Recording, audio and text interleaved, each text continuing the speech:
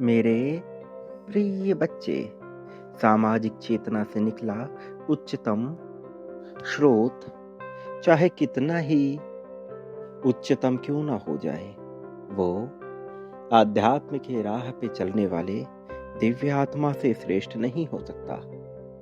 समाज के बलबूते पे चलने वाली हर प्रथा कभी न कभी पूरी तरह से विफल होती है। समाज के बलबूते पर चलने वाली हर प्रथा का अंत होता आया है। यही कारण है कि आज तक कोई भी समाज बहुत लंबे वर्षों तक टिक न सका है। लेकिन जो मनुष्य आध्यात्म की राह पकड़ता है, जो मनुष्य जीवन को गतिशील तरीके से जानता है, वो भयभीत नहीं होता। उसे समझ आता है कि वास्तव में जीवन का उद्देश्य क्या है। इसलिए वो सदैव खुशहाली में जीवन बिताता है। मेरे प्रिय, अब आज तुम्हारे पास यह संदेश आया है क्योंकि तुम ऐसे ही मार्ग पर हो, तो तुम्हें हर हाल में इस संदेश को पूर्णतः अंत तक सुनना है। किसी भी परिस्थिति में इसे बीच में छोड़कर जाने की, अनदेखा करने की भूल बिल्कुल भी नहीं करनी है। जीवन के अब इस राह पर, इस उन्नत सफर पर तुम्हारे लिए वक्त आ गया है खुशहाली को महसूस करने का। वक्त आ गया है प्रेम को महसूस करने का। अब मैं यहाँ आया हूँ ताकि तुम्हारी सारी मुश्किलों का अंत कर सकूँ। मैं यहाँ आया हूँ ताकि तुम्हारी सारी समस्याओं का अंत कर सकूँ। तो तुम्हें मेरे साथ कदम मिलाकर चलना होगा, आगे बढ़ना होगा और अपनी जीत की पुष्टि देनी होगी। मेरे प्रिय बच्चे, तुम्हें किसी भी तरह से घबराने की कोई आवश्यकता नहीं है। मैं जानता हूं तुम्हारे मन में हजारों प्रश्न उठते रहते हैं। तुम्हारे अपने जीवन को लेकर सवालों के घेरे में तुम स्वयं ही फंसे हुए हो। इसलिए तुम्हें लगता है कोई भी तंत्र, कोई भी चीज तुम्हारे लिए उतनी कारगर नहीं हो सकती। लेकिन जो व्यक्ति अध्यात्म की राह में होता है, वो तंत्र से नहीं घबराता, वो किसी परिस्थिति से नहीं घबराता। उसके पास जीवन को जीतने का अवसर होता है। तुम्हारे पास जीवन को जीतने का अवसर आया है। मैं इसे लेकर आया हूँ। तो अभी इस पल में तुम इस बात की पुष्टि कर दो कि तुम तैयार हो मेरे साथ अपनी जीत को लिखने के लिए, इस नई कहानी को लिखने के लिए। वो कहानी जो अब तक अधूरी थी, अब उसे पूर्ण करने का समय आया है। तो क्या तुम दर्शाते हो अपनी सहमति को?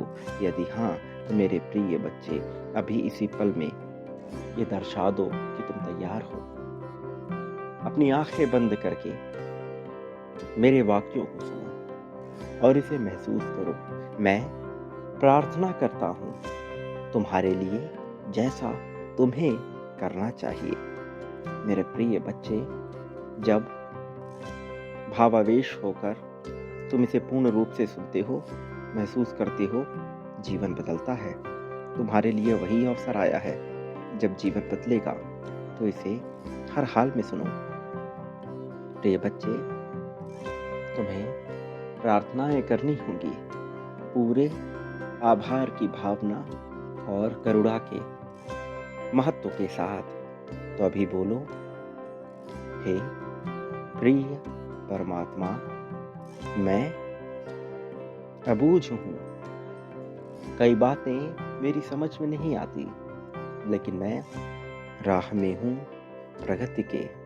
मैं अपने भीतर से अहंकार को, ईर्ष्या को, जलन को पूरी तरह से उतार फेंकता हूँ। मैं अपने भीतर से सभी तरह के पापों को उतार फेंकता हूँ।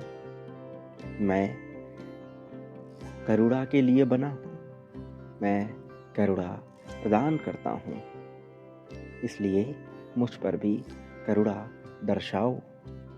मेरे प्रिय परमात्मा, मैं यहाँ हूँ क्योंकि मैं यही चाहता हूँ कि मेरे जीवन में अब खुशियाँ आए।